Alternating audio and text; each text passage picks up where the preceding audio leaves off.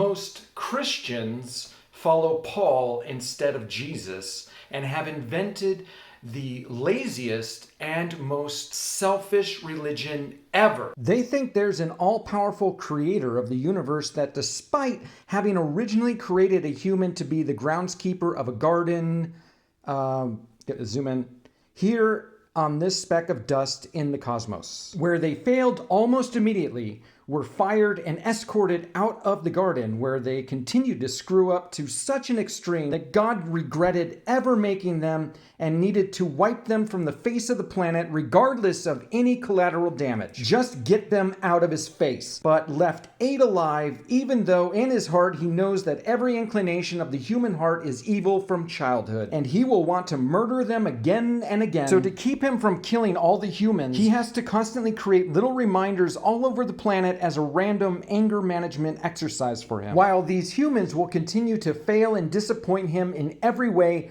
forever. But despite all that, this all-powerful creator of the universe would like to be surrounded by these people for eternity. Because apparently this God is a masochist. He would like to reward them, and only them. Plants and animals need not apply. Only those that have caused him the most disappointment and anguish. He would like to reward them with eternal bliss in heaven. And he will handle all the particulars. You don't have to worry about a thing. But only the ones that know the secret password. And that's it. Yes, everyone that calls on the name of the Lord will be saved. Unfortunately, the password has been translated as Jesus is Lord in the Bible. And that's not accurate. It was supposed to be a manual, but I think it's Yeshu. You should probably figure it out because eternal damnation awaits you if you screw it up. And for good measure, you might want to just also think that God raised this Yeshu from the dead. But that's really if you just want to be a total brown noser. In fact, the idea that God would ask anything at all of you, no matter how small, is completely unacceptable to these people. Such a thing would clearly have to come straight from the devil, even if God himself says it.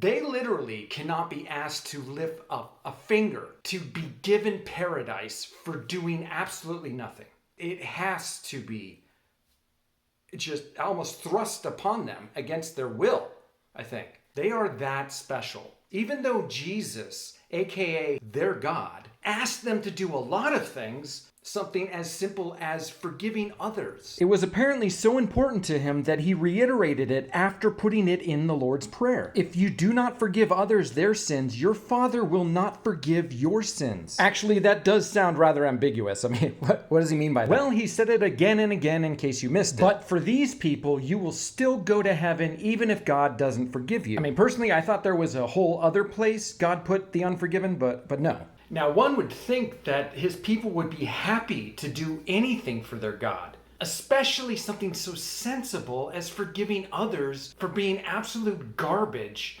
just as you yourself are no different. Why wouldn't their response just be like, it's done? Anything you ask, done.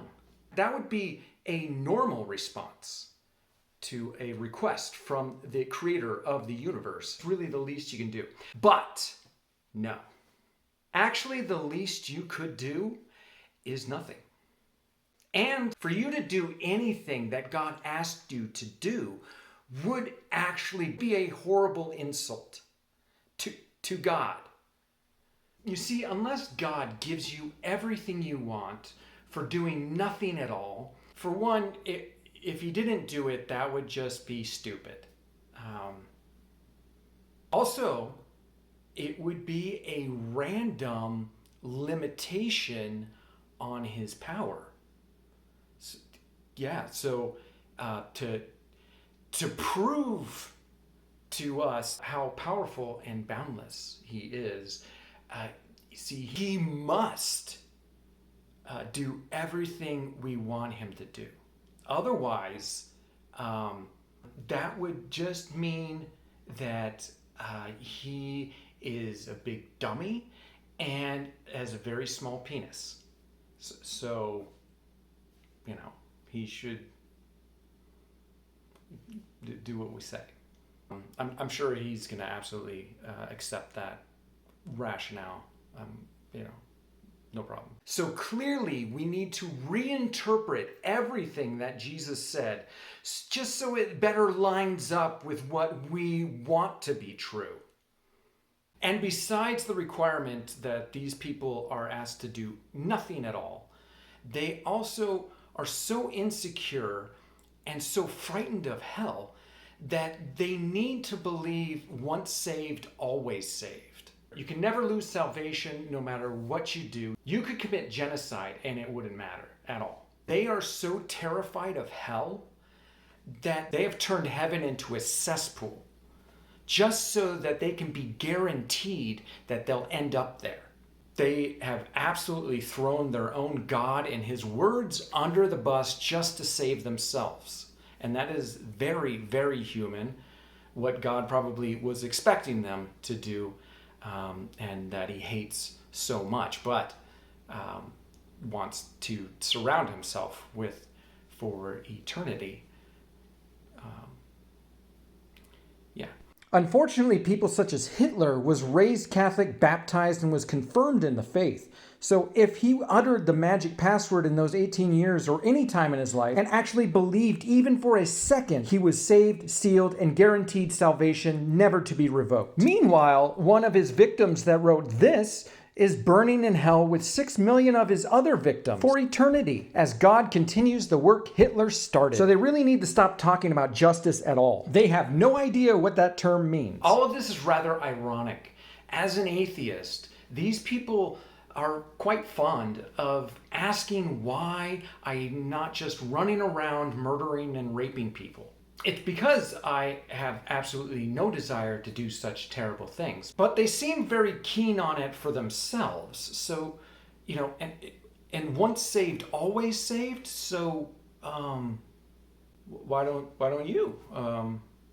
Why aren't you running around killing and raping people?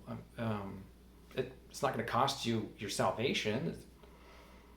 You'll be absolutely fine. I mean, you could go out with a bang and be kicking it in heaven with Hitler and Jeffrey Dahmer tonight. So, you know, why not? I mean, you seem like you really want to do it. Have at it, you know?